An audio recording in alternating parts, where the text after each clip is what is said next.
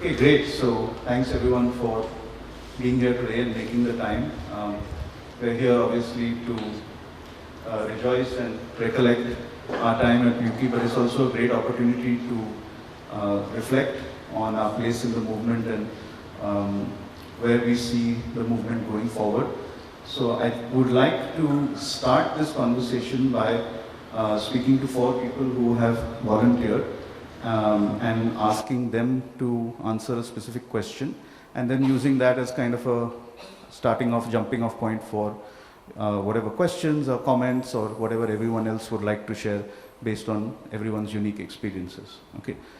So I think I'd like to start with Zan first. Zan is in academia. So question very broadly, Zan, is how do you think your UWC experience affected your learnings when you went to college, and how do you see the relevance of a UWC experience now as a professor in terms of how that makes your students more or sometimes more ill-prepared for what they have to learn from you in the context of your classes? Thank you. That's a big question. I'm so sorry to interrupt. Could you also just say one line introducing yourself to everyone who doesn't know exactly what it is that you do? Thanks. Of course. I work at a university. My job consists of teaching, doing research, and advising undergraduate students on their career paths, both at the university and outside. I've had the job for a couple of years at the institution that I'm in right now, and it's my dream job. I've been wanting to do this for a long time, and it's taken a long path, circuitous, for me to get here. And I remember when we were in Mewkey, I can't remember who was in the room, but there was definitely Nandini, Alia, Joanne, and I, and we were playing a game where we were guessing what we thought the other would be doing 10 and 20 years from now.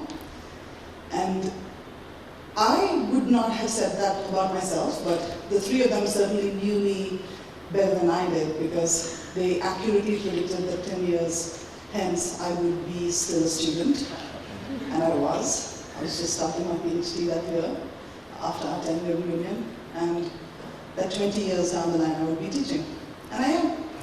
So I think that if anything, the UWC experience clarified what having a good teacher can do for a young person, and seeing myself in some of the teachers that we had here, Magan, Malika teacher,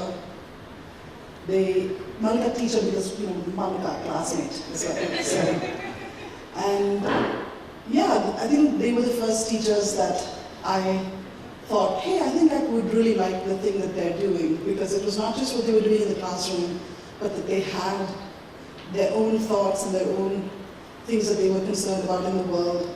But then they also had this very invested relationship with us outside of the classroom as well. And I'm glad that I don't have quite as much of a responsibility at the university for the sort of pastoral life of my students. It's kind of nice to not have that responsibility, but in my advisory capacity, it's really wonderful to talk to young people about their hopes and their dreams and what they want to do, and just remind them that life is long and careers are long and you can change your mind and there's no such thing as a mistake, and that studying anything, having any job is an experience through which you are changed as a person and you have the opportunity to change the world. And so it's kind of fun to have a long and circuitous path to show as an example that you don't have to have it all figured out right away when you're doing an undergraduate degree. The only thing I knew when I came to MUCI is that I wanted to study physics. The only thing I knew when I finished my undergraduate degree is that I did not want to be a physicist. So profound, existential, questioning is not necessarily a bad thing, and I think that the strength that I derived from knowing what other people in our class and other classes in UWC were doing with their lives kind of continue to stay inspirational for me. I made the mistake, or maybe it wasn't a mistake, of having a UWC branded mug, a thermos in class 2 semesters ago at Brown. And a Lithuanian student who was really bright, and I should have guessed, because Lithuanian student in the United States, not necessarily obvious that there should have been a reason for her to be there, except that she was a Davis UWC scholar. And she came to me after class and said, did you go to UWC? And I said, yeah, sure. And she's like, oh my God, I'm so excited, I knew you would have been something weird like that. And she pulled me into the UWC group at Brown's campus, which turns out has hundreds of kids, because the Davis Scholarship has expanded to over 100 universities in the US now. And they're really tight, they're really close to each other. The international students and other UWC students were my best friends during my undergrad, and it's clear to see that, especially with what's been going on in Palestine, they've really been supporting each other, because it's an event that is continuing, that has impacts on their friends, people that they know, people that are living through the crisis. And so the UWC community has really come together in a wonderful way at Brown. And it's been really nice to see that and reconnect with that as a faculty member. That's it. Thank you very much, Zan. Okay, super. Okay, so next I'd like to go to Akshay. And Akshay has, please do say a little bit about yourself and what you do, but I'd like you specifically to talk about your experience as a board member at some of your past alma maters, and some of the learnings from, what they're doing right, and, what we could learn from them, or maybe they could learn from us. Thanks, Rohan. My name's Akshay. I work in finance in New York City. I've been in New York City now for 18 years, so come visit if you're there, say hi. To Rohan, to your question, I would kind of break it down into 3 things. The first point, which is probably the most important point from my experience, is that investing, and this is something that Zan just touched on, but investing in your teachers, investing in the educators is the most important thing here, because that nurturing spirit and that nurturing, that caring when you're first away from home is really important, and kind of sets that path of maturity to figure yourselves out later. So that I would say is the most important thing, and institutions that don't do that tend to fold, and it's really important to have that connectivity. The second point is once that is established, having a really good alumni network and connecting the alumni and keeping that active is really important, not only just from a giving standpoint, that to me is actually secondary, but really it continues to build this, for the lack of a better word, club that's important and is vibrant and helps everyone throughout their careers and lives and kind of keeps everyone tight. And so I think those two together will then, when you kind of combine those two elements, then you are setting yourself on a path to success. So that would be my main points. Super. Thank you, Akshay. I'd like to now ask Martin to speak a little bit about yourself and your work with the German National Committee, and just some of your thoughts on, having gone through the selection committee yourself. How do you see the selections having changed? Do you see the profile of the students that you're selecting having changed over the years now that you're a little bit older? And how do you see those students? What are the outcomes that you're seeing after having been involved in the process for such a long time?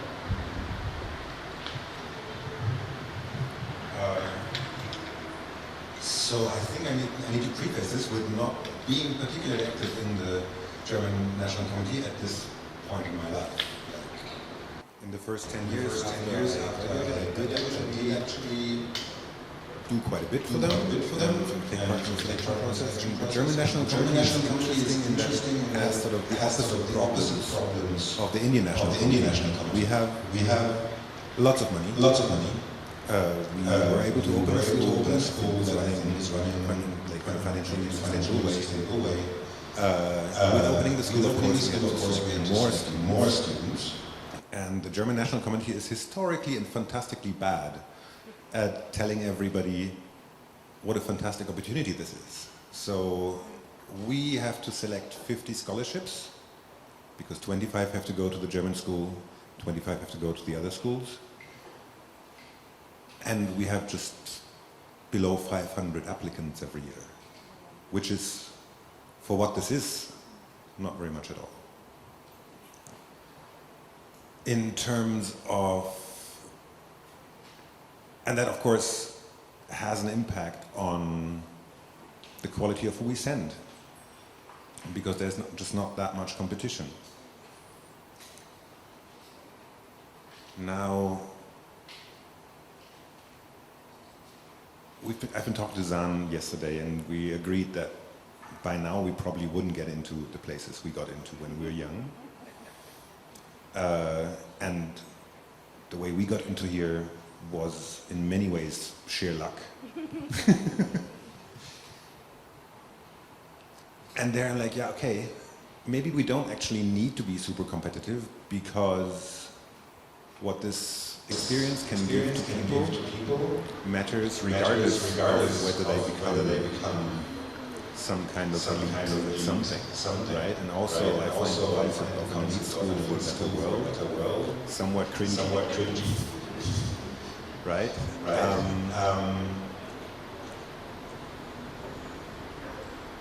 I think the change that we're looking for in terms of sort of the students, I think kids are kids.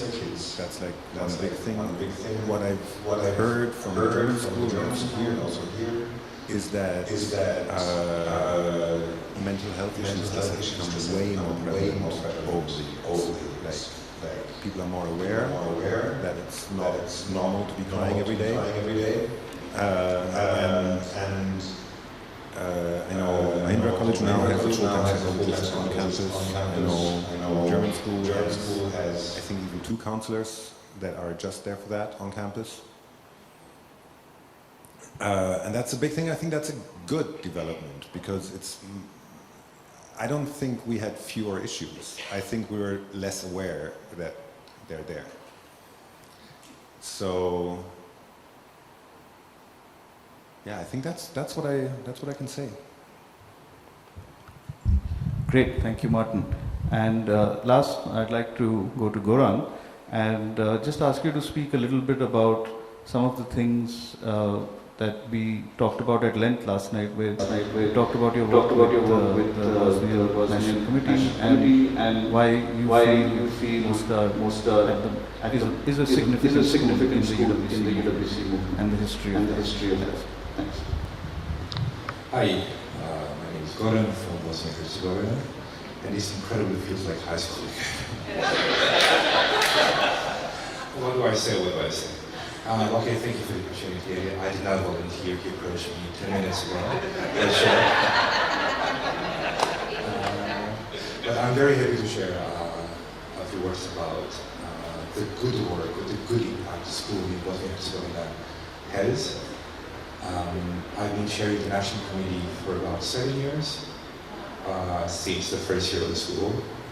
And simply put, it is the only school in the country where kids from all across the country come to study together.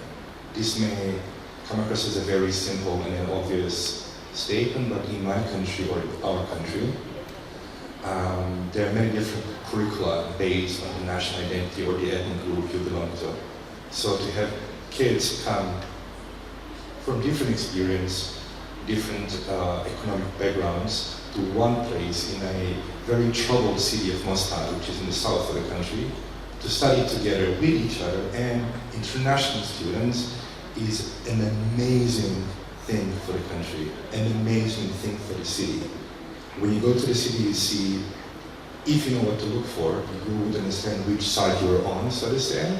But then you also see these tiny signs led by UWC alumni left and right, and that's really, really amazing. So I was very, very proud to be part of the initial line, so to say.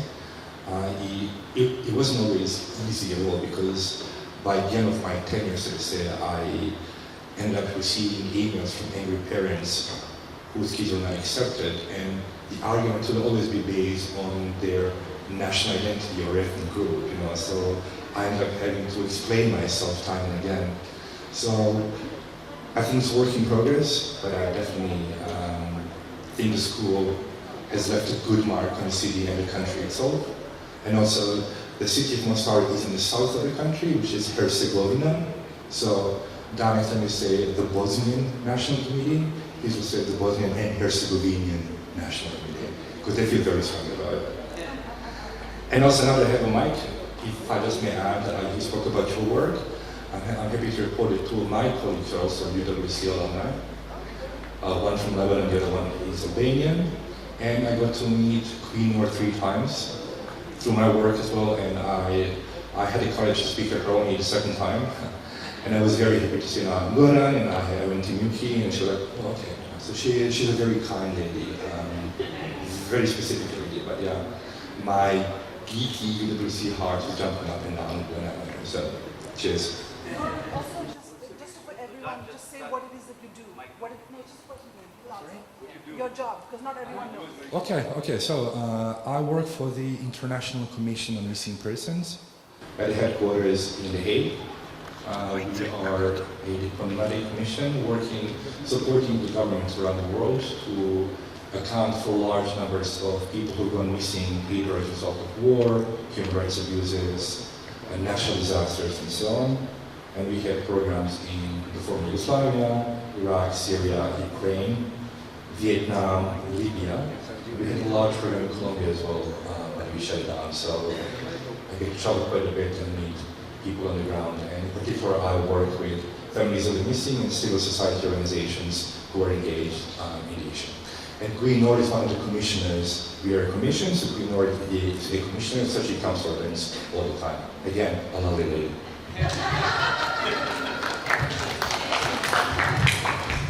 Thank you very much, Gaurav. So before we move into a more general sort of open-ended conversation, does anyone have any comments, responses, or questions to anything that our 4 initial speakers spoke about? This has nothing to do with that. What? It's just a suggestion. It's not, doesn't need to be can we just go around and just have a, what do we do with ourselves? We're a little short on time. Like 30, like just one sentence about what you actually do. Yeah, but I think should we do that just after we get the responses to this, because that Sure. continuity will be there. So, yeah, so does anyone have any questions or comments or responses to the first four answers? Anyone would like to direct at Zan, Martin, Goran or Akshay?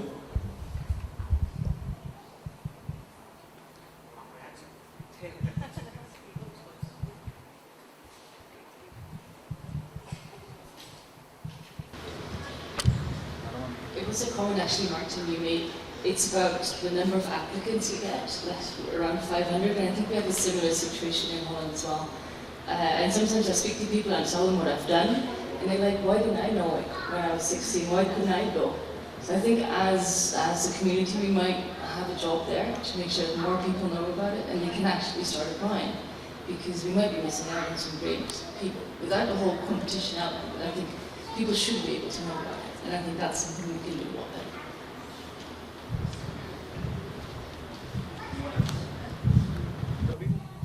What's like the ratio of Germans and Bosnians in the school versus the international students?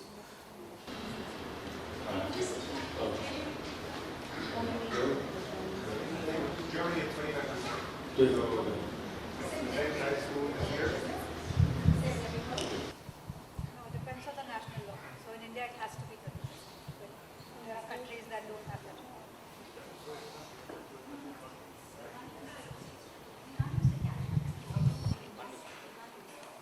Okay, anyone else? Any questions about this before we move into kind of a general discussion? Okay, so just on a more general layer, where does everyone see themselves fitting into the movement today? Is there, do you still feel the movement is, I'm talking about the UWC movement of course, do you think is relevant to your life? Do you feel there are some tools or networks that you need to make it more meaningful, make that connection more meaningful? Yeah, it's just an open-ended question. So. Yes, anyone? Get us started. Gauri, former head of INC. Yes. I try to fit myself. So there's three things. I do think that, I mean, as alums, we've got three things to give: time, treasure, talent. You know, when we were younger, we had ample time and not much money to offer, perhaps not as much talent. I feel like we're now at an age in our lives where we are time poor. I couldn't any longer come for 4 days on campus and do selections, but we can help both raise money and give money. I also feel like on a larger sort of existential what UWC means in the world today, I think it really is our job to help redefine it. And I think alums keep coming back to the movement. And I say this critically, even as me, with a deep sense of nostalgia, which is nice, but not always helpful. I feel like to come at it with a constructively critical lens to figure out how does one define what world peace means today. You know, in the world that's now increasingly, education is increasingly decolonized, UWC really does need to look within and ask the difficult questions about, you know, what does it mean that most of us then went in a single direction to study in a part of the world. Most of us that do come back, are we really doing the world peace kind of work? And of course, everyone makes a difference to the world in their own way. Not taking away, you know, sort of not valorizing a certain kind of giving back. But then I guess what alums need to be doing is just ask ourselves the questions. Yes, we love to get together and go for drinks and talk about political affairs, but how much do we really walk the talk? And how much are we really willing to challenge ourselves and keep pushing the envelope for our own lives to live the mission? So. Thank you, Gauri. That was lovely. So one of the really nice things about this reunion has been to see so many kids here. And so I have a question for the parents, which is, you know, if you were to think about sending your child to a UWC? I know it's a long way away for many of you, well, maybe not for Katie, but for many of the others who are here. What are your expectations of the movement in terms of how your children will benefit from it and what they can contribute to the movement? So, go ahead.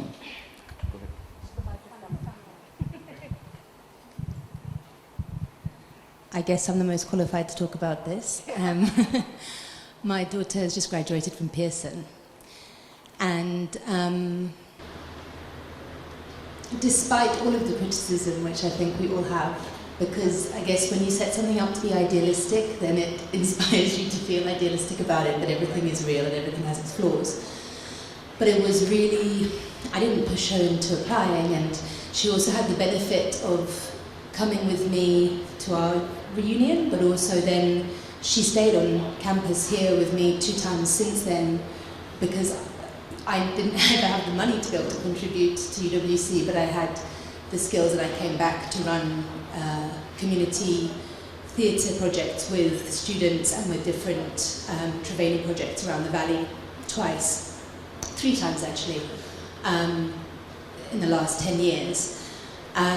So Zia luckily got to see how UWC ran, or how Mahindra ran at least, and she, I think, always knew that she wanted to apply, because for all of its potential faults, it's something deeply unique and amazing. Yeah, she was lucky enough, through a lot of help also from Kinga, one of our first years, to be able to get a full scholarship to go to Pearson. And I'm really, really pleased that she had that opportunity. It also wasn't an easy experience for her. She's not feeling very well, so she's not here right now. She's on campus, and I'm sure she'll speak about it maybe. She experienced going through just after COVID, which had many complications, wasn't dealt with very well.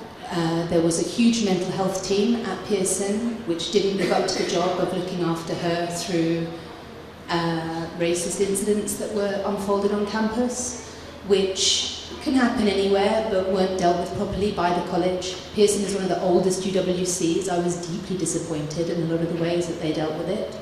However, coming out of that, still she had an amazing experience, and still it's an experience that, you know, she doesn't regret having gone. I don't regret her having gone, and I think it's such a unique and beautiful experience that I would encourage everyone to send their children there. Whenever I meet people who have children of any age, I talk to them about UWC, I talk to them about the importance of this education. And I think, you know, particularly for us being the 3rd year to go through Mahindra, it had a lot of wobbles to it, but also a lot of beauty and a lot of like freedom as well. And every UWC is different, and everyone has a different experience, but it's magical and it's unique. And the fact that we're all here now, I think, is tribute to that. And the networks that it creates as well, which is something I didn't really understand until later on, are like so invaluable. So I would encourage, I think we do talk about it being a little bit of a cult, in the fact that I think also maybe it's easier to get in if you've been to UWC, if you're a child of a UWC kid. I don't know, it's like a bit of a cult, but it's a cult I'm happy to be a part of, so yeah, I think it's a good thing. So yeah, that's my thoughts. Super, thank you, Katie. So Zan, your point is not forgotten. We will do a round of introductions, but there is the next part of this activity coming up where it might be a little bit more of an opportune time where we will do that. Are there any more questions or comments or responses to what we've talked about? Okay, so we will wrap up this talk for now, but I just kind of want to leave you guys with the thought that our movement is changing. At the highest levels, there is this idea of the theory of change and how we need to redefine ourselves in order to stay relevant.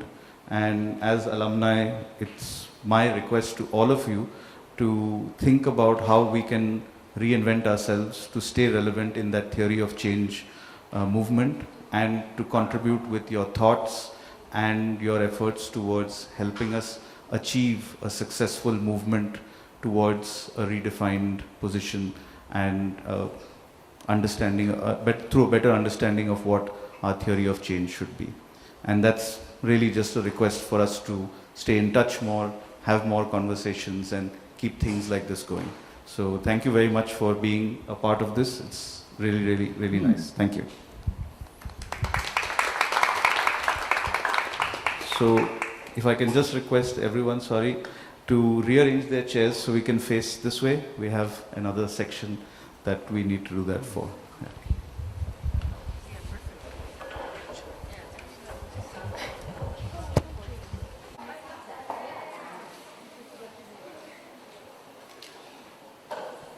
So just to take over from where you left off on the next gen to be inspired to go to a UWC, I think that's really lovely to see if we are able to get our children or our next generation after us to be able to attend a UWC.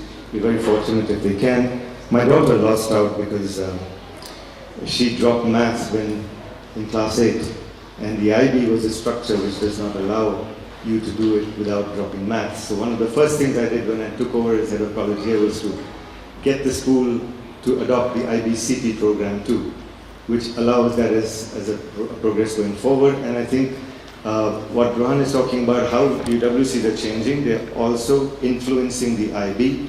And as many of you are already aware, the IB was kind of created for a UWC. And that's where the IB first had the fruition of thought 1960s. And the DB program is also going through a lot of evaluation and changes. There's pilot programs that we are doing. All of us, we did, but last year we did the open book exam for economics for the first time.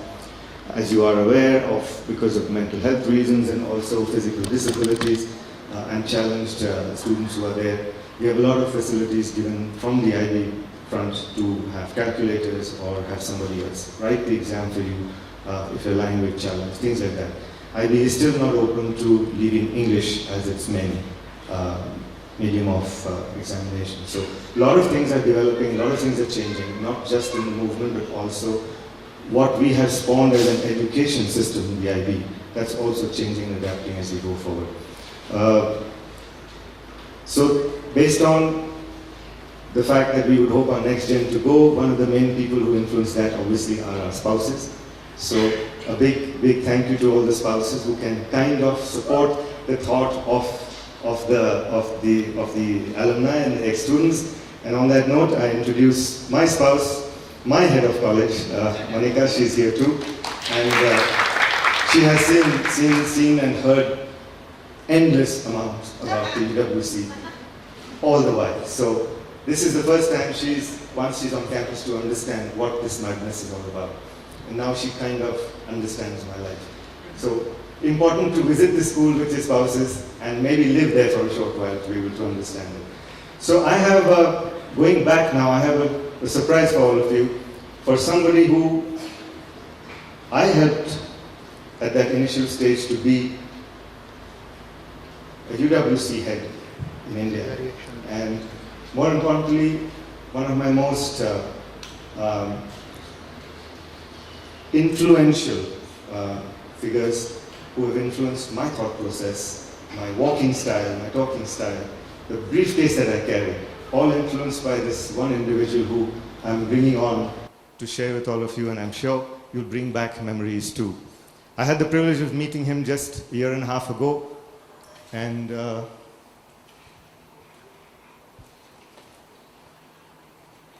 he's graciously agreed to join us. Yes, so can we hear David? Are you there? Ah, yes. Yes. Okay. I can see you, I can see everyone. Hello. Good to see you all. Hey, Mike. Hey, good grief. The MPH. Is it 15 years since I left? Oh my goodness. Oh, how are you all? Is everyone okay? Apart from the fact that you're all looking old. I'm allowed to say that now that I've passed 80. But David, I do have to say that the last time when we met, I couldn't keep up pace with you when you walked the streets and we went to have lunch together. So I don't know what you talk about that you are aging. I think I'm far aging faster than you are. So hats off to your energy levels and hats off to your optimism. I think that's what's most important for all of us to take away, especially when we connect with you, is everything that you do has a sense of optimism about it. And I think that's really, really important. So on that note, I'm just sharing the mic around with whoever wants to reconnect. You can see there's silence. They're all like transported back to the time when you may have been either sending them out of class or then pulling them up for something, because I'm trying to pull out all the DHs that were done at your time, so I got to know better. But who would like to say hi to him? Anyone wants to say hi?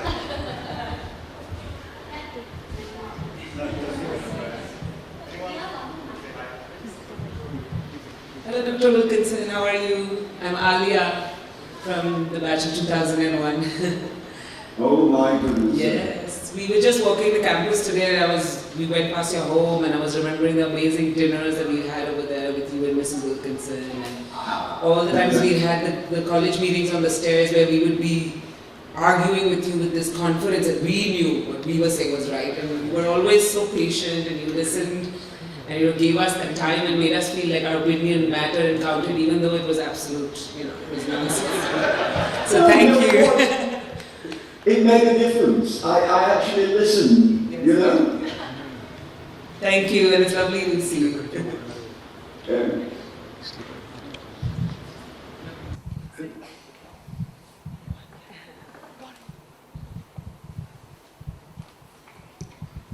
Hi, Dr. Wilkinson. It's Gauri. Up until I can't see you. You're I'm at the back. Oh, can you see? Shall I move? Come Move to the camera? No, that's it. I can see you now. Yeah. Hi. Hi. I've actually been in touch with Mrs. Wilkinson until recently, and I feel like I sort of felt, once removed in touch with you. But I thought of you a lot over the years because I went on and, dabbled in trying to be an educator myself with limited success. And when we would watch you sort of doing theory of knowledge, it would feel like, oh, I got this. This is so easy to do. And then I tried to teach theory of knowledge. And be director of guidance. I did in a bunch of countries, but also back on campus. Okay. And I had so many moments of utter humbling when I realized, no, you don't got this. It's actually to be an educator who continues to sort of both be inspiring and be commanding is such a fine balance, and to meet your students where you are. So I've really missed you over the years and often held you as sort of the model of how one can lean into leadership spaces. No, the only thing that you need in theory of knowledge is to know that you don't know. And that's a good way to start. Mind you, I've now forgotten most of it, so... 1981. Dr. Wilkinson, this is Rodney from Malaysia, class of 2001. There you are. Yes. I want to speak a little bit about theory of knowledge too, and how much it inspired me to be an educator today. I work in an international school as a grade level dean in London today. Two things. Theory of knowledge. In London? Correct. Theory of knowledge. Well, I'm only an hour and 40 minutes away by train. Yes, I know. So you're very welcome to come up here. Theory of knowledge on Saturday mornings, in spite of how difficult it was to get to that class, it was the most inspiring and engaging class, and it has truly inspired me to really work with my kids on questioning and on asking good questions. How to ask good questions and how to know what you want to know and what you do not know. So that's the first thing. And thank you for creating an amazing experience in which school at Mahindra was not just about learning in terms of grades, but in terms of like experiencing the moments with each other. So I wanted to thank you for those two things. Thank you for saying that. Thank you. Can I ask a question? Yes. Was anybody there round about 2000 when my niece Charlotte was teaching English? Yes. Yeah? Well, oh my goodness, because I had dinner with her last night.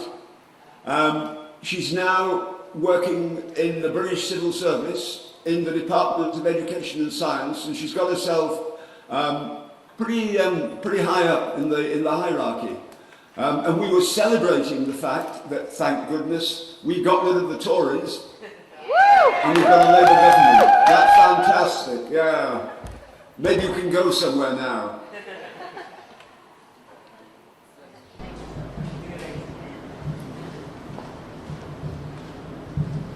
Hi, Dr. Wilkinson. Hello there. I'm just waiting for the camera to zoom in so that you can see me. Maybe I should stand. Yeah. Okay, I can see you now, yeah. I'm Zan. I'm from Kerala, and I was also in the History of Physics module that you taught. And that's Zan with the X. That's right! Wow! Well remembered. Yeah. Yes, well remembered.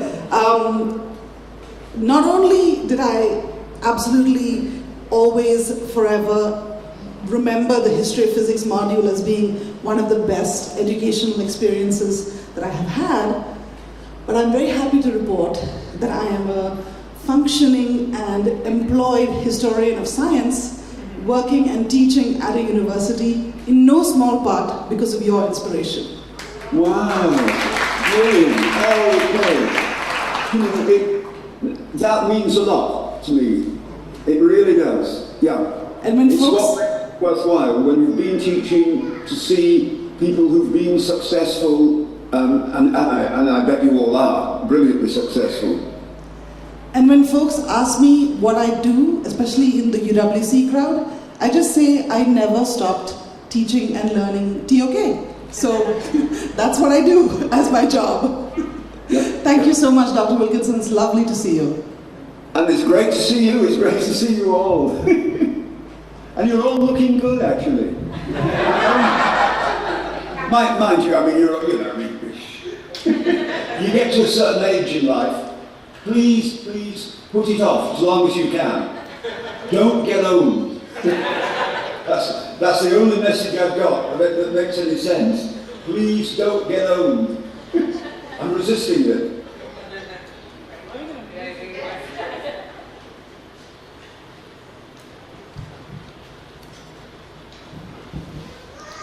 Hi, Dr. Wilkinson. This is Ankit here. Just wanted to share that without a doubt, I think me and many of us here feel like it was the best 2 years of our life. And till now, my Instagram is AnkitUWC, my email is AnkitUWC. So it's really a core part of my life. And my kids are here on campus and they're loving it. It's your hand. Yes. But just want to say that, just want to thank you for being, the best head of school we could have asked for making it such an incredible experience that till today, a big part of who I believe I am is because of the 2 years out there. So just want to thank you very much. Really appreciate it. Thank you. Yeah, thank you. Oh.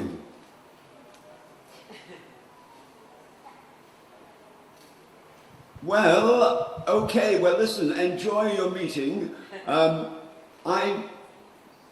After, of course, it's now 3.5 years since Veronica died, and I have the very good fortune of having a brother-in-law who used to be a chef, who decided shortly after that, when I was going through a pretty bad period, as you might imagine, to say, listen, I'm not having you living on takeaway meals and trash food I'm going to teach you how to cook. And so I spent 2 years, every week, learning how to cook. And one of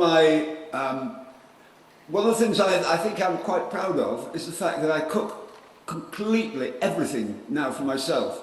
No takeaways, no trash food, I do it myself, which is why very shortly I'm leaving you because I've got to go and shop and get food in for my meal tonight. Which a lot of you might be happy with, would be a vegetarian meal.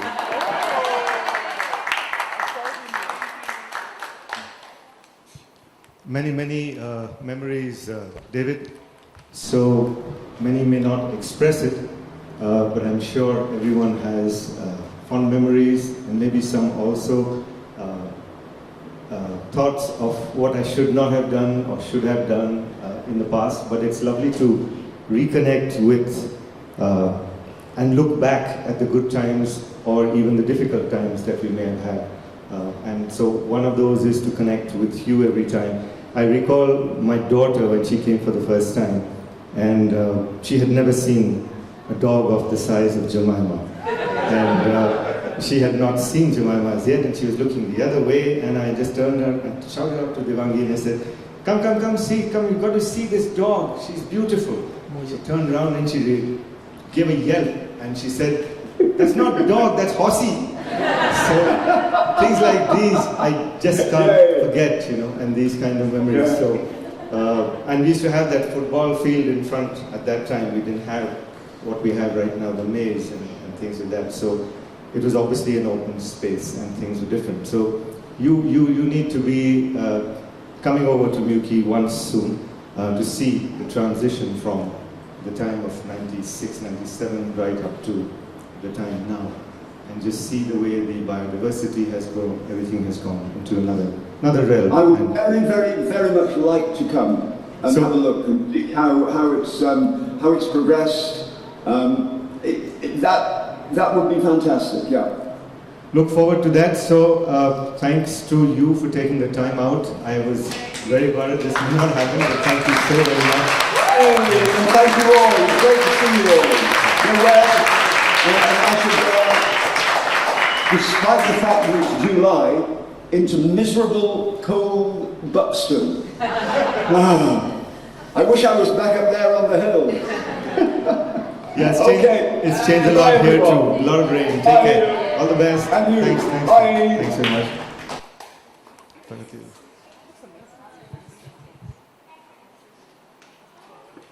That was so lovely. Okay, thank you very much. That was really, it's amazing that he agreed and he's just so tech savvy to be able to do it. So thanks everyone for making him feel good. I think it really made a difference to him. Rohan, what next? Sunil, what's next?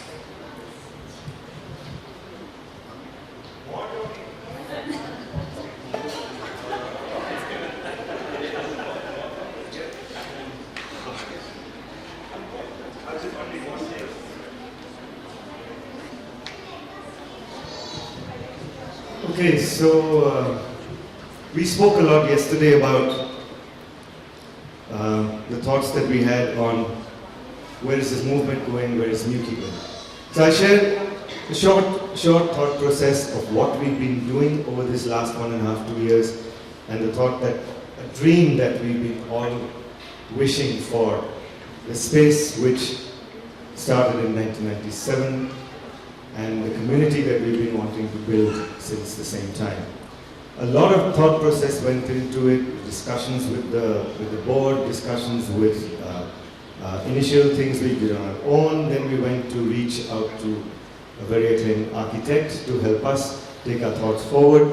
So we have something which I seriously call a dream. I'm sharing that dream with you all so that you all can be a part of it too. Let's just see what our thought process is. Let's go ahead. Good? So, will it work? Yeah.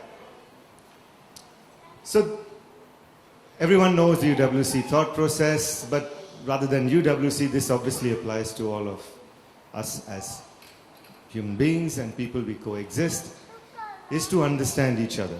And that's the most important thing that Kurt Hahn had said, is to travel in that boat across the English Channel and go across to the other side. And if you reach the other side without killing each other, then that's what it was all about. It's just to understand each other. We keep talking about world peace and all these kind of things, but we don't need to be, I think some of you mentioned it today, we don't need to be leaders always of a country. We need to be good parents, we need to be good husbands, good wives, good friends, good colleagues. All those things are equally important, you know. So why do we only talk about world peace, and why do we only talk about the UN or one of those things? There are a lot of other important aspects which are also there. And I think that's what really the UWC does to a human being, to a student. Now you can see the spread where we have gone. So the reason for this sharing is the architect was involved, we were involved in trying to understand what is happening at the other UWCs.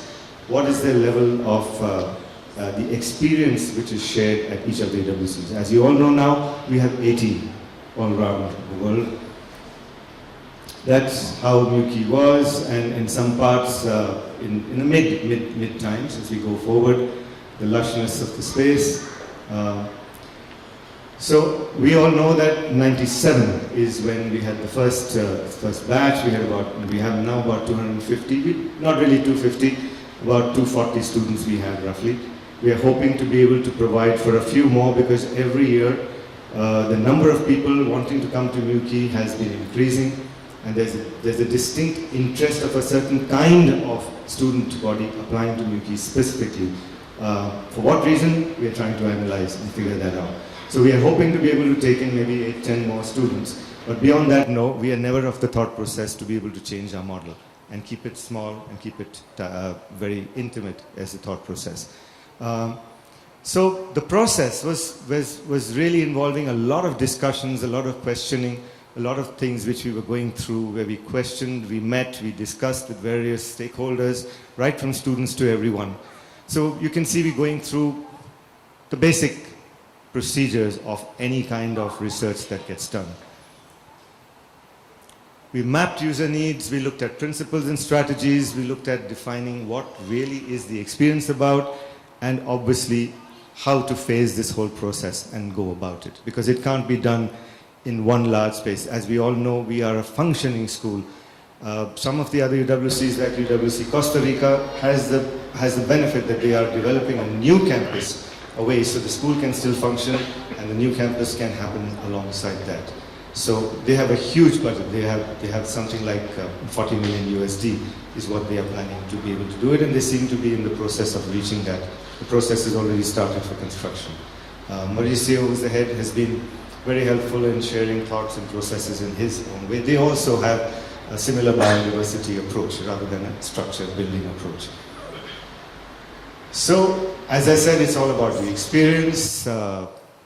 This is what we all know what the UWC is about, and we hope to be able to have the process of selection still the same and not dependent on your financial standing in life. The two people who are kind of the embodiments of Mewkey in terms of the people, and you also have seen their statues on campus. Going forward, Harish ji I knew very, very well when I just returned from the UWC. I was 18, 19, and since then I have known him at that stage, and a person who always appreciated this belief of independent thought. Whenever I was on the board, every time I would keep saying, I'm not really sure I have any contribution now anymore, because you need to have people who can fund it. You don't need people like me there. And every time he kept saying, no, you are the person who will keep my suits in place. And you are the person who has an independent thought. They are all structured thoughts. So we lost him very soon after the college was formed. But nonetheless, he left a very strong impression on me.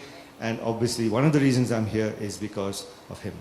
And the love that was created, and the respect, and the simple statement I would make, and it would be taken seriously. So, and of course, Nelson Mandela himself.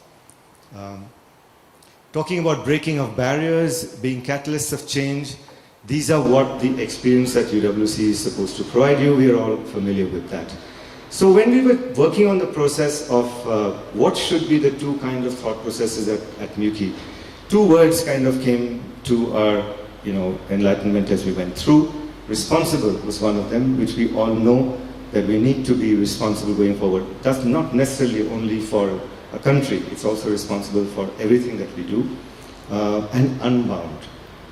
All of us are non-standard people. We have different thought processes, very difficult sometimes to go into a regular community and not really knowing what to speak and what to say. But keeping these two thoughts alive is what really the thought process was. We did a visual audit of the whole thing, of the other UWCs, of our own place. So as we go forward, you can see there's a lot that we need to be able to change as we're going forward. We did benchmarking with the other UWCs just to see what we visited two. The architects visited two of them specifically to study. I was happy that my relationship with both the heads at Singapore as well as Adriatic, very cooperative to make them run through everything and understand the financials, to understand the residences and how the school functions and the academic curriculum. All those things they were very, very, very helpful to share with. Of course, then we had interactions with all the other schools. We had lovely campus tour videos which the students have put up. That gives an idea too. So a lot of homework was pretty much done on it. And then we had a workshop on campus, which was conducted, two workshops, where we spoke to all the stakeholders, including the student body, speaking to faculty, speaking to our staff, speaking to our Sodexo team, everyone. So it's a kind of a thought process encompassing with everything. Many surprises, as well as many sacrifices we make when we come to UWC. It's not a place where you have air-conditioned residences. So you do come from places which are cold, 40 degrees of heat here. So there's a lot of sacrifice you make. And it's not something which is a regret. In my experience, that I've now been at what we say ground zero. The first year, everyone grumbles. And in the second year, if I want to even change something, they say, don't change it, it's fine. It's that anger with which I'm told, why are you doing all of this? This is not necessary. But in the first year, the list is like endless. So it's amazing how that is a change that we can bring about, in people. But nonetheless, it doesn't mean that we do nothing. I think we've reached 25 years, and I think it's time we do that change which is needed. So there was a vocabulary we were trying to follow. So something which is flexible, uses space, not rigid about it, multiple use, that's why we call it a MPH, as you know. Multipurpose hall, used for the IB exams, as you know, as also used for the activities that we have. An architecture which is memorable. MUKI definitely has one, which is very strong, a signature.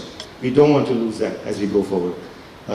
Sustainable designs, which we all know is basic requirement today. Water and energy, two main things going forward. And obviously to enhance the living, as you brought out, mental health is something of major concern today. We are away from civilization. You don't have friends and family. You definitely have seen a huge increase in that.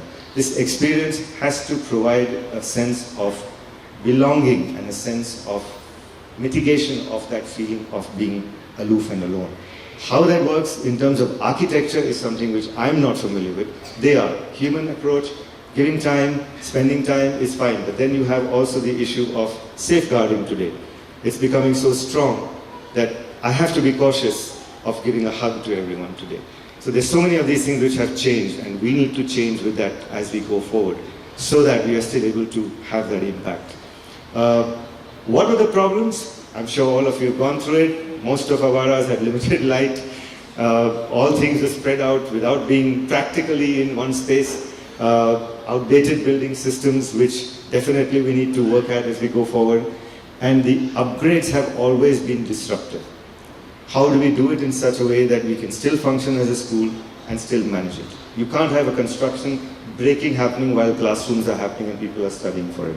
For example, when we set up the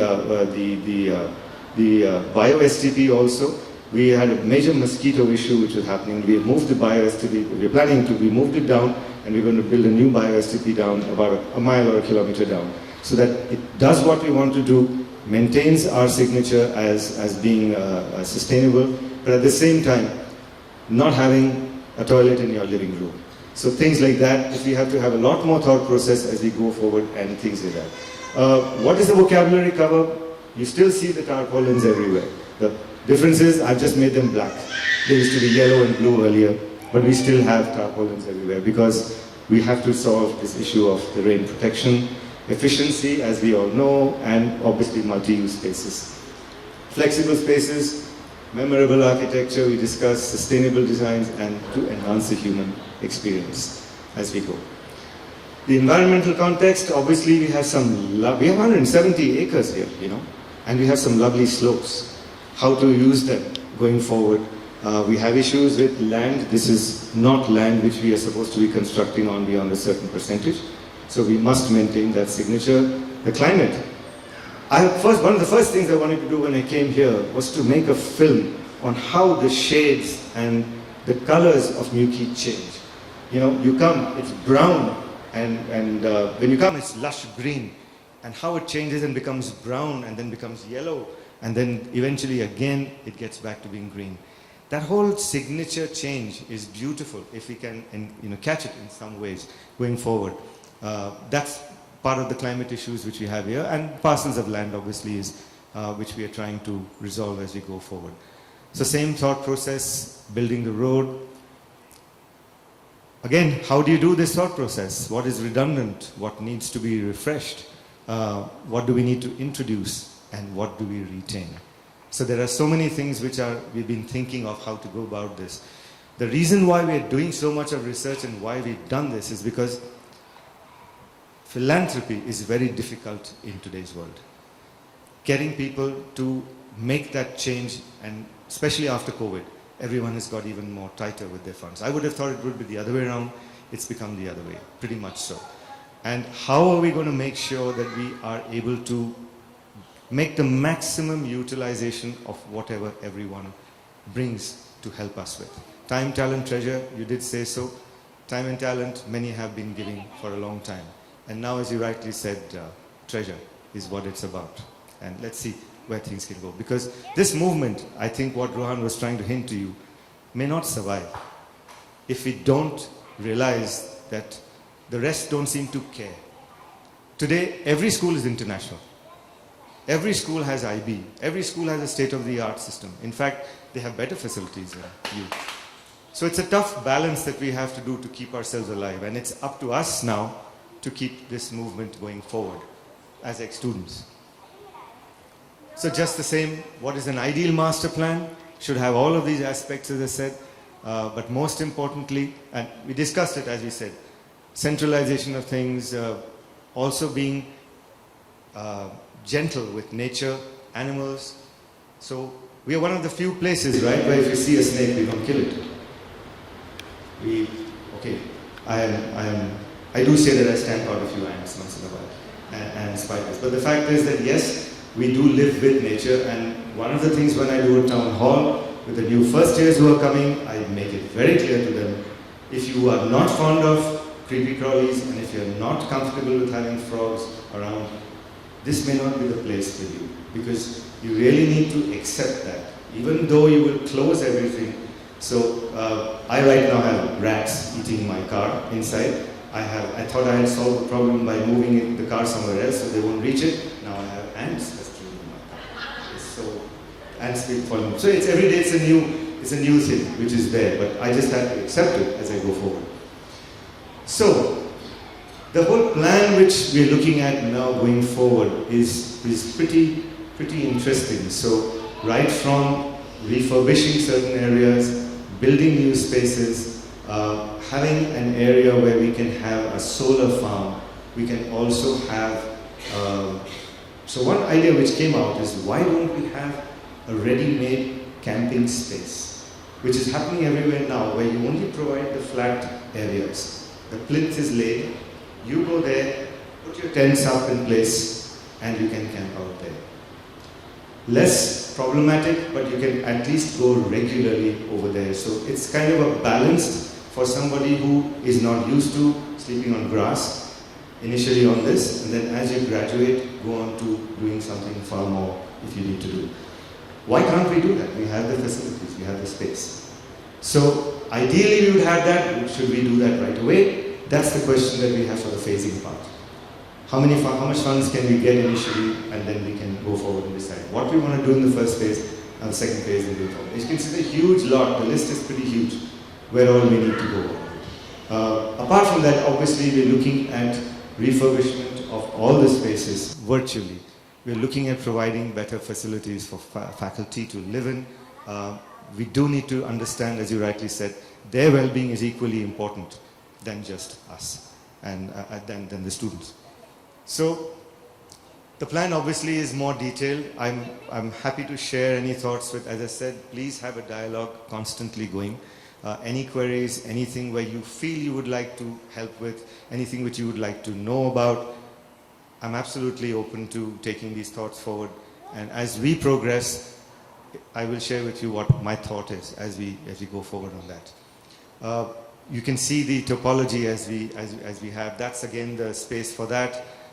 We're looking at, those are the new spaces that we want to build, an MPH2, which may be, or it could be a sports center. So one of the concepts emerging is centralized areas. So all sporting activities together, all artistic activities together, performing arts, all theater, all together, not having to run to space when actually one space is here, MPH is here, everything. It's difficult to coordinate. Can we do that? I don't know. That's going to be the things where we are taking forward on that as we go. As you can see, one small space outside there is also a thought process. We have a small plot of land where we get our water sourced from the river. Why can we not make that a space where we have a kayak in the center? So things like that, where why do we have to trudge taking all the kayaks all the way from up and all the way down? They can stay there, we can do all these kind of things. And just basic thought process that you can do that. So we've already implemented first stage, where it's a kind of make-do setup there already. But why can't we have a space over there where we can have training, we can have all those kind of facilities? Considering that we have so many people who are sailors, they sail also, and students, alumni can come back, they can train, they can be part of this. It's a thought. Again, permissions, all these things are there, but let's at least have a thought going forward. So, what else? So I love this thought from Kurt Hahn, which basically was that there's much more than us that we know. So if you read what he says, if we were made to see it perhaps for the rest of our lives, we would be unwilling to settle for less. And I pretty much think that's what all of you follow. You believe in your ideals and you want to stick by it as much as possible. Sometimes it even applies to our spouses, right? So it's a tough one there. Sorry, Mahindra. She's glaring at me. All right. So I have a dream. We have a dream. And I hope you all also have a dream for Yuki. Be a part of it is my humble request. Be a part of it in any way as you think you can take it forward. So it's not as if the Mahindra family is not going to support, or they will never flag. They will always be there behind us. And I have known the family very well, so they will make sure that Yuki is flourishing. But the thought which is more important to me is, that's what I was thinking, what should I say? So I was trying to remember it and write it down, that a collective support and ownership is something else. And that's what I'm striving at, that we go forward with and make this change collectively and not just by somebody who's just doing that alone. We need to be a part of that change as much as possible. How will you, which part you want to be involved, the time, talent, treasure, all those things we can look at, but we need to be a part of it. I know how strongly each of you feel, and I'm sure by now you all have known how strongly and how much I love Yuki. It shows, and it shows in all of you the way you all have come. So I urge you to help make this dream a reality, so that this space can help build a better community and a better world, as we keep saying, but more importantly, a better community. So there are going to be ways in which we will reach out to you. I think Sonia and Rohan have sent that little card which has like a QR code to come. It will take you directly to a form which you can share with us how you want to be involved with. Even small sources of support in any way will go a long way, as you said. And as I also said, that involvement in any other way possible. I think this is a first that we are having in a way where the thought process first, and I think those of you heard and saw Anand's video yesterday, Mr. Mahindra's video yesterday, the thought process was the first thing is to connect. The first thing is to think together. And I think that's what the theme of this reunion has been, is more bonding more than anything else. Yes, bonding comes with responsibilities because you have to listen and lend a ear and make time for each other. That's going to be the tough one. But yes. So thank you very, very much for this, and thank you for listening. And anytime you want to reach out on this thought process and be a part, as I said, be a part of it, so that we can build this place together for the next 25 years.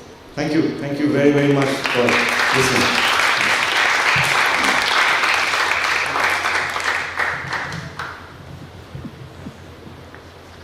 Thank you very much for that presentation.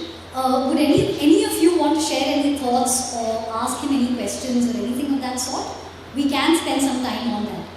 Also, would you like to take the mic for a little bit more, just in case? We have a few experience. This one? Hi, thank you very much. I just wanted to ask you, wouldn't it be better to spend the money that this will cost? I mean, presumably this will cost many millions of dollars on scholarships. I can understand the need to fix the leaking roofs and things like that, but do we really need a second MPH or a kayak center or something? It seems kind of wasteful. Yes, that's the $1 million question that we keep asking. So that's where, so it's going to be a two-pronged affair. It's not just one. So what's happening today is that yes, we can have a fantastic thought process, but the teaching atmosphere has degenerated over the years. Today the science classrooms don't match up to what is required by the IB. So what we're talking about is not ostentatious. If you have seen whatever we are, so we're not talking of building a grandiose, let's say, MPH for, so we are never looking at tennis, lawn tennis or any of those things. But all we're looking for is a space for well-being. What happens in 4 months in the rain when you can't do any activity? So you need an indoor space where they have certain amount of sports. You have an indoor space where you can do creative activities. All these things are required for wellness. It's not a waste of funds. So scholarships is the battle that we have, and that is exactly what the Mahindras have done. For your information, this year, with Davis's support, we have opened up 15 scholarships. Not 1, not 2, not 5, 15. Davis has given us a thing. We have sponsored 5. They are sponsoring 10. And 5 additionally. So it's a complex thing we're going. So on the other front, as I said, nobody is going to let us down financially. We're definitely needing to do that. And as you rightly said, it's becoming difficult every year because you have parents who may commit, NCs who commit, but they don't have the funds in the second year. What do? Do I send the student back?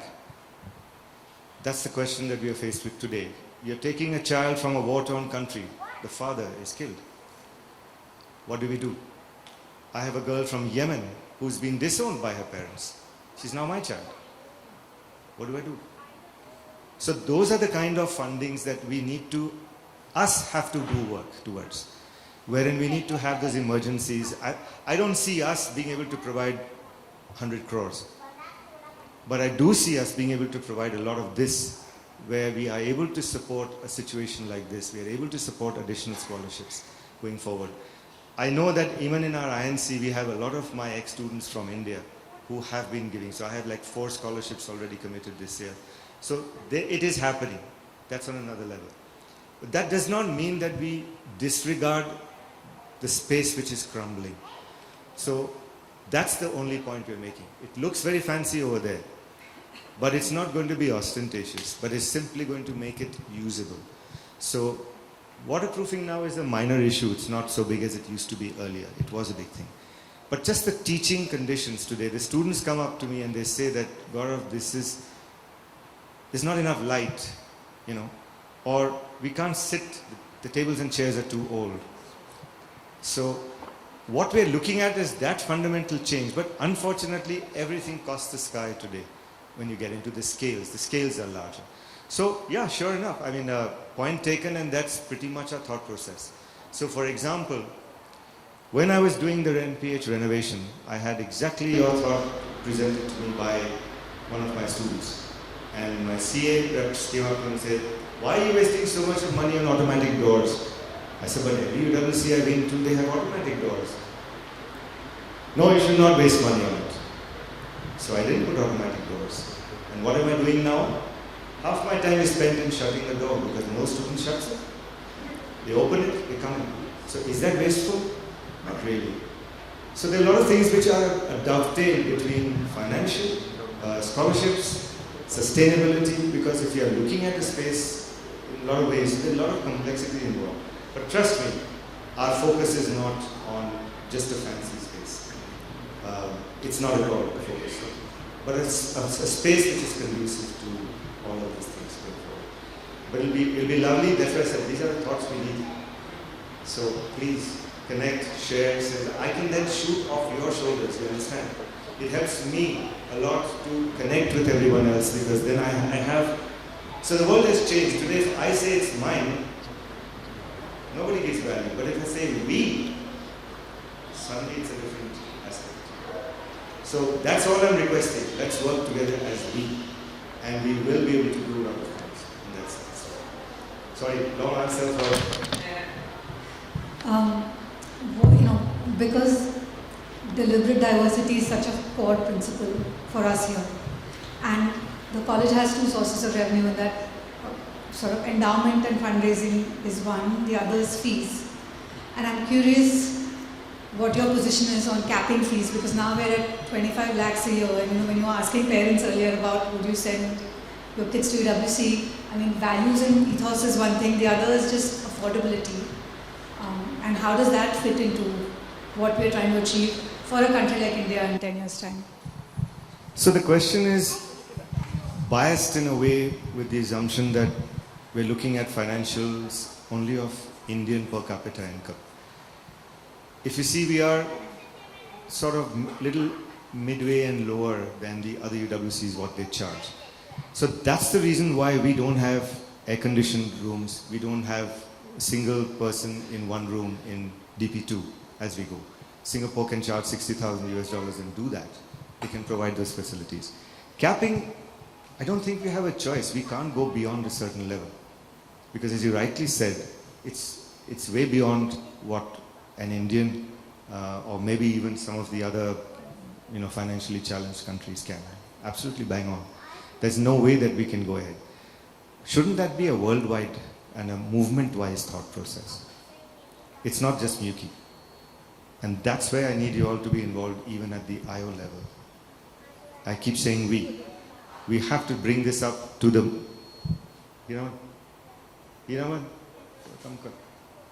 it has to be brought up as a common thought with everyone. And yes, if we can do that, because you are absolutely right, the costs are unaffordable. I have a bigger dilemma. I am questioned by my parents saying, we are paying so much of fees, what facilities are you giving for that? I have that question to answer also. So those who are maybe let's say 50% scholarship or maybe 100% or 80%, whatever it be, that's the first question they ask. Your fees are so high, why are you providing such decrepit facilities? And I keep telling them, and I can see the student behind saying, it's not me, it's my parents. So it's great fun because I can just say, look back and just talk to your child before you come to me. And that's how it is. And as I said, first year it's a feeling, the second year it changes. But yeah, I think share your thoughts as you go forward with us. What are your thoughts on it and what we do? But pretty much, yes, it's a concern movement-wise, and it's a question which I would like to ask in the forums internationally, at the IO and stuff, that how are we making, and I think who mentioned, somebody, I think you mentioned it, that it's a highly elitist thing for, I mean, the IB itself is one of the most expensive education platforms today. And it's a platform where you pay a fee and you can get anything done. For example, I did not know that you can have, what is the right word for it? You can split diploma. So I can do 2 subjects now and do 4 more later on in November. I'm not feeling well right now, so I'm going to do 2 subjects. In November, at some other UWC or some other IB school, I'll do the rest of the 4 subjects. I thought this was ludicrous. I said, we have a system in place. But when you find out, you get to know, before I could say anything and I did my homework and I'm glad I did, because the answer was, you can. You just have to pay a certain fee and it's done. So that's the thing, that the education system is learning to be moldable for every single student and every single child. Is that a good thing or bad? I don't know. We are making ourselves, so there was a very lovely saying I read once which said, we have to make our children traverse any kind of road rather than keep changing the road for them. It's a difficult situation. We're just making life easy for everyone. We're not making them. So why is this whole thing happening? Another thing which emerged in your discussions: resilience. Resilience has gone down over the years. So if our next gen could be as resilient, probably as some of us, things would be slightly different now. And this is again a debate, and we can keep going on that. But yeah, that's one thought. Sorry. Yeah, no, I have one question. You mentioned this theme yesterday as well about the desirability of UWC in today's world, and there is a question about today there is many IB schools, many of them claim to be international, some of them are actually international, very good infrastructure and so on. For a UWC parent, as a UWC parent, for me it's a very slam dunk answer that yes, I would love my kids to go to UWC. But somebody who's not been part of this movement, what is it that you picked up from those cohort of parents, that how does UWC stand out? Is it still attractive? Why or why not? And one part is the infrastructure that you spoke about, and for the fee versus the infrastructure you're getting. Is there anything else that needs to be, that you picked up and that needs to be addressed? Or would love to hear a little bit more about that. So I think what you have all already said, the fundamental good thing about a UWC, that it's an education. It's not an academic institution. It's an educational institution. Now, what's the difference? That's what fundamentally IB was created for. Theory of knowledge does not exist in any of the academic systems apart from the IB. So it's a work in progress for, I think, we need to have summer programs for parents. We need to have summer programs for training the parents more than just the students. They need to understand what is the real thing of coming to UWC. Why is it that at all UWCs our average score is maybe 33 or 30, 31, 32, 33? We are just tabulating ours. The scores as we speak, the scores of the IB results have come in on the 5th yesterday. So we're just doing that. And the usual battle happens to show one-upmanship of I got more, my student is, I have 17 45s. Wow. That's something we're talking about. How can we ever claim as a UWC to have great scores? Because who are we taking as our students? Deliberate diversity, right? You're financially challenged, you're physically challenged, you're mentally challenged, maybe even culturally challenged. Those are the kind of students we take, right? So it's going to be so difficult to expect them. Some may even not clear the IB. Forget getting a 42. There will be few who will do that. Maybe 30, 36s. But the average in most UWCs is about 30, 34, 35. So that's where it is. So I think it's tough for us. Even as I speak with you, I have parents who hold me responsible saying that I have destroyed their child's future. Because I didn't give facilities which were equivalent. For example, we choose the best sportsmen. But do we provide sporting facilities in the same standard that the person can carry on their sporting activities? National level cricket players we have here. National level, let's say, tennis player I'll take on, squash player. Can I provide it? 2 years gone. I had done a bachelor's when I was in class 10. in Indian classical music. I was a performing artist. I had 2 albums out at that time. I lost my music for 2 whole years when I went to UWC.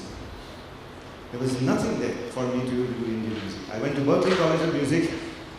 I left in the first term because they forced me to sight read music. And I come from a culture where everything is taught by hearing, by speaking. Nothing is written. So what I'm coming to is that yes, it's a mix between all these things. The parents need to be educated a lot more. So our USP so far is pretty much the education aspect, the person who changes, the personality development, all those kind of things which are there. That I don't see. Now, also the level in which you're doing your CAS is not the same in the other IB schools. The question which is more important than the one you're asking is, so we have a lot of USPs, but do the parents give importance to that USP? Or do they only give importance to Ivy Leagues, Oxford? So the first question I'm asked by everyone is, how many of your students are going to Ivy Leagues and how many are going to Oxford and how many are going to the top school? That's the first question I'm asked. So it's a tough battle there. So I think it's did we set out to do that? I don't know. But did we also set out to affect a student in such a way that he cannot be excellent? So I have a friend, well, I shouldn't say that, poor student, a brilliant kid I have, is not with me now this year. But what a lovely mail he sent me. Because I had a long chat with him and his father and his parents. And they thanked me for saying, and my team, my leadership team, that you have been amazing in laying the cards before us and telling us that this is the wrong thing for you. So that's the tough one that we have. But USP, we have so many USP. But can we convince people on that USP question? And parents. More so the parents than anything else. Sorry. Wow, there's a lot of questions. I didn't anticipate it. Hi.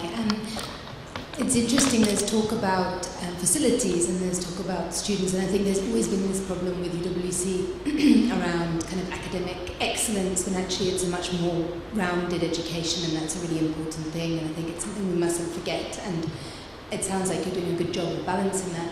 My question is about staff and how you're dealing with that, because I know that when we came, and obviously that was a long time ago, I thought, because I came from a state school education, and the facilities were amazing, and the whole experience was amazing, but where I felt let down was by staff, in terms of what my expectation was.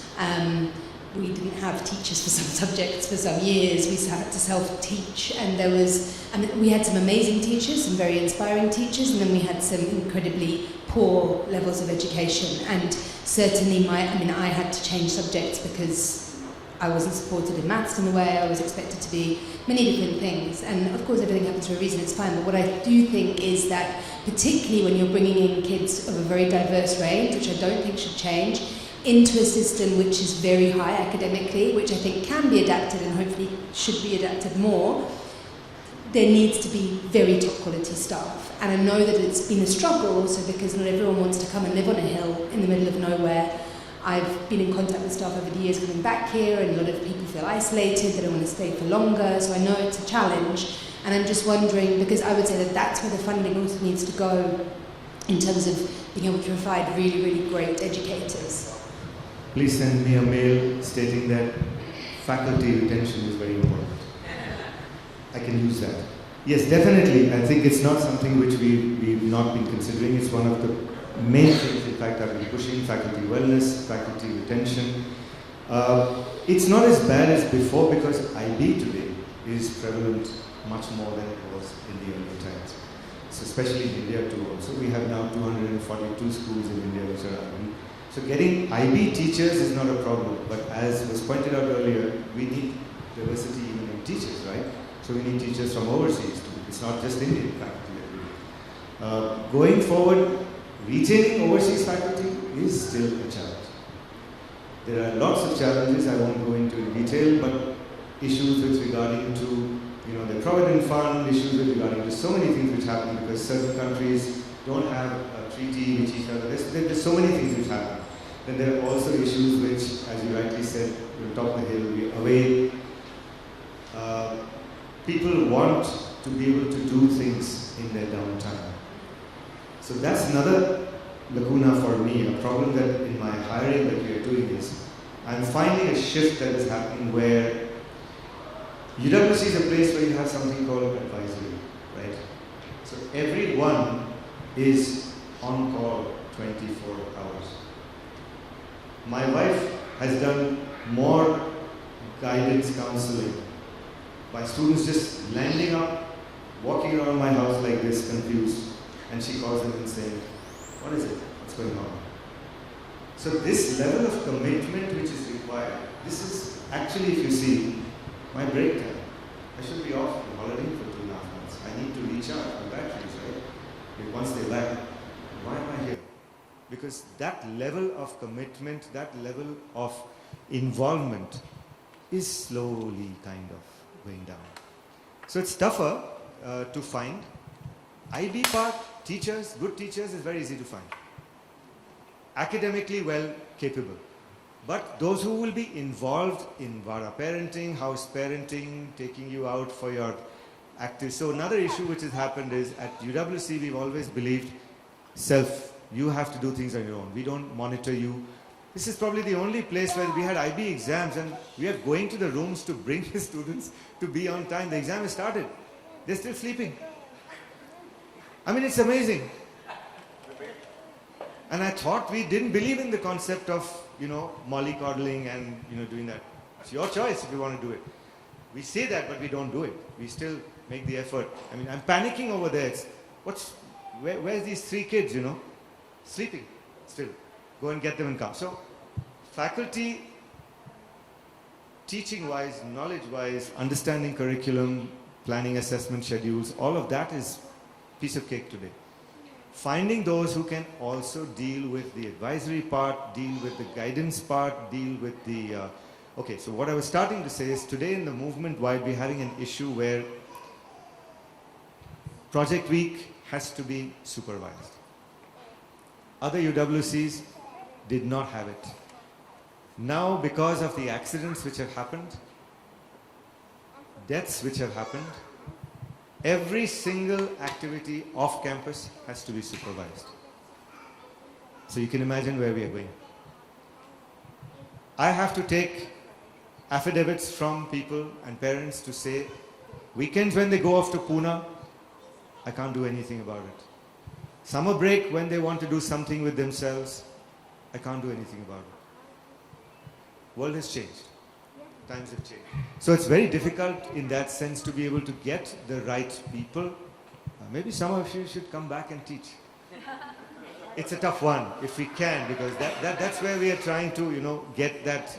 So teacher training I think would be another thing we should look at, especially for UWCs. I think the IO should be doing this, doing teacher training to be able to develop that, going parental training if we can, to be able to understand. And Mike. Just wanted to, I could elaborate. What about splitting? I know like at Pearson they have a pastoral care. They Yes. have house parents, Sorry. Thank you.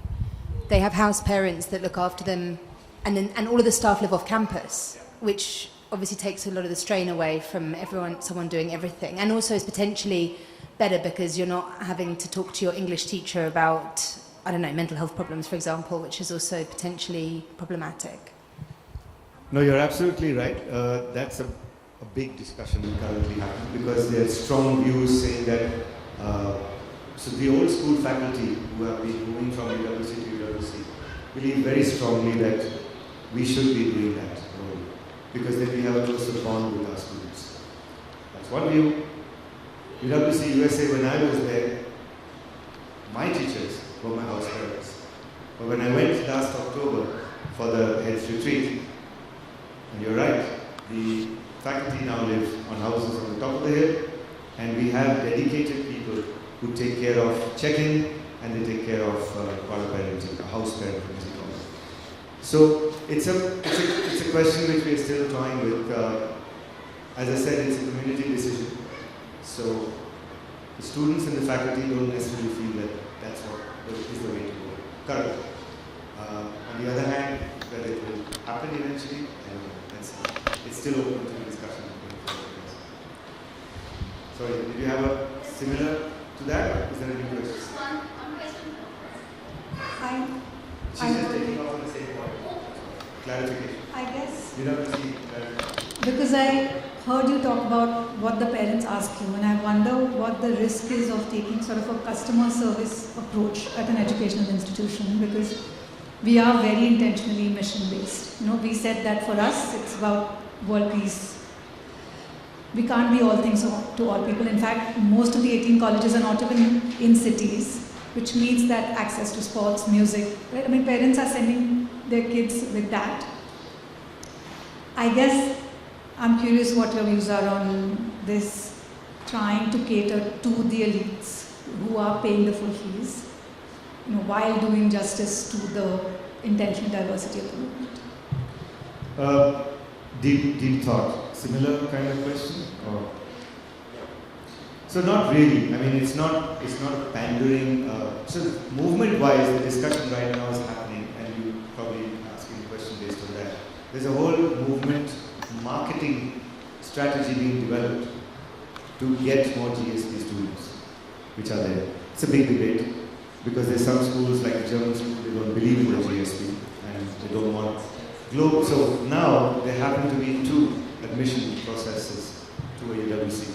You had to go through a national committee or you went through the global selection program. The global selection program is also as selective and interview processes and part of it. But it is a smaller pool of people, and by default, if you come to the GSP, it's understood that you're paying the full fees. So that, of course, is again a bone of contention and a lot of discussion happening and a lot of pushback and lots of questions. On the other hand, they're looking at marketing that now more so that we can get such students. Yes and no, we are not really of the school, so we are doing surveys now to see how are the GSP students performing and how is it really, because it's not always true that somebody who's, so suppose any of you becomes a billionaire, are you trying to say that that person's child is going to be a waste of time? Maybe not, because billionaire, yes, but also somebody who's had such an experience. So it's not necessary that wealthy kids are not sensitive and stuff like that. So that debate is again another side which will happen. But going forward from that, that's not a basis of our selection at all, as you know. Yep. Yesterday at your introductory remarks, you sort of set the stage for yourself as somebody rebuilding the school or rescuing it from some sense of crisis. At least that's what a bunch of people heard. And we were all quite surprised at what sense of decay or crisis you're rescuing the school from. Would you mind expanding on that for a bit? I think it's just a feeling of bonding. That's all. I think the statement going around even now is, why is it, Gaurav, that you don't mingle with us more? So I think what I did do in the first year when I came was, I was seen a lot. I mingled with everyone a lot. I simply heard everyone a lot. What were the things which were troubling them? And frankly speaking, they're just coming out of COVID. So it was a very difficult lot of students. Their mindsets were very strong, very belligerent, very angry. All they needed was somebody who spoke to them, listened to them, and said, but don't you think this is another way to do it? And they would leave the room saying, why don't you spend more time with us, Gaurav? We have cameras. Few. You should have seen the reaction.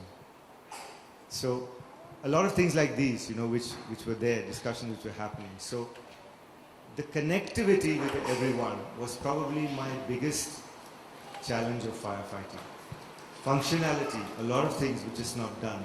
Things were on the grounds of, let's say, biodiversity or, let's say, sustainability. The pathways wouldn't be lit at night. Street lights were not switched on. Why? I had kids who were petrified of snakes. I had them stamping over snakes. I had them stamping over all kinds of things. Just things like that. So a lot of structural changes of functionality of space. which were there. And that's why my CIS team is always tired, because I'm on top of it. My background is such that I'm very particular about everything. What is the quality of the chair? What is the quality of the light? What is the quality of the sound? What is the quality of everything? It's just, if you're doing it, do it with a certain level of, it should survive. You're spending a lot of money on it. It shouldn't just be done. So a lot of that kind of change, which is firefighting in the sense, I think if you all had seen the medical center that was before and what it is now, you'll know exactly what I mean.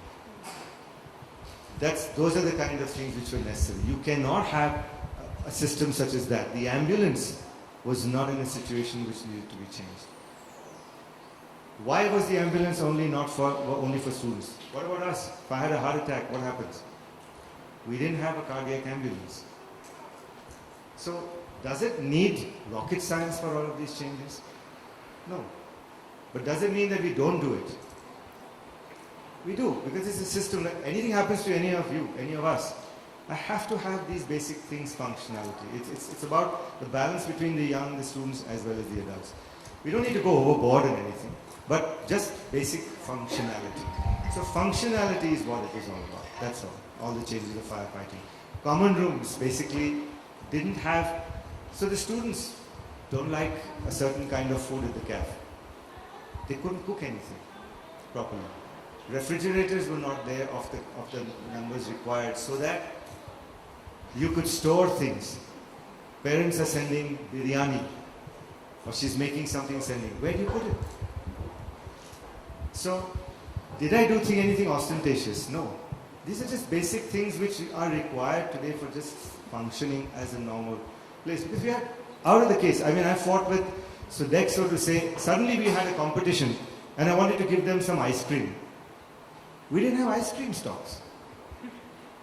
Just things like that. Where am I supposed to go? Get into a vehicle and go to Power and buy something like that? No. So, such detailed changing was required at that outset stage. And that's what is just me. Maybe for others it may not be important. But for me it is. I need a functional space. I want the kids to feel happy. I need to see that smile on their face all the while. Basic things. I had a kid coming to me crying, we can't store anything. Somebody steals my cheese from the fridge. So how did I get them to agree to have cameras at certain places? Was to put the camera right in front of the fridge. And the theft stopped. Nobody's stealing anymore. Food. Can you imagine?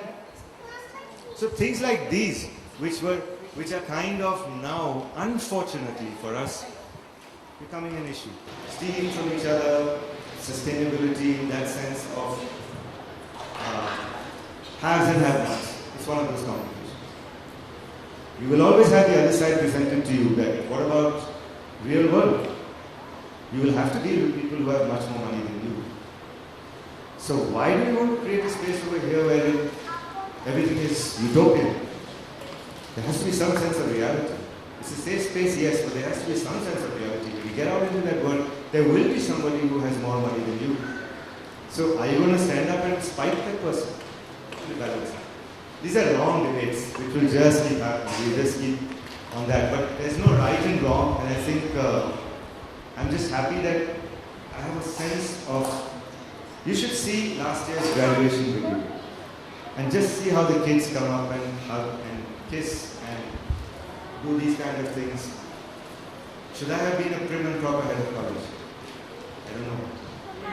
But that's not me. I mingle, I talk, I share, I cry, I speak with all of them. So, because the difference is, I'm one of you. I'm an ex-student too. The difference is now I run the school, and that's why I keep saying all of you do need to now be involved a lot more with running the movement. If you really want to have your ideas implemented in some ways, then we need to start doing it. So, but thank you, thanks. I wasn't prepared for so many questions. And Rohan, I'm not doing this in the next one. Definitely not. I thought this is meant to be a 15-minute thing. So, carry on. Yes. Okay. Thank you very much, Gaurav sir, for giving us this time.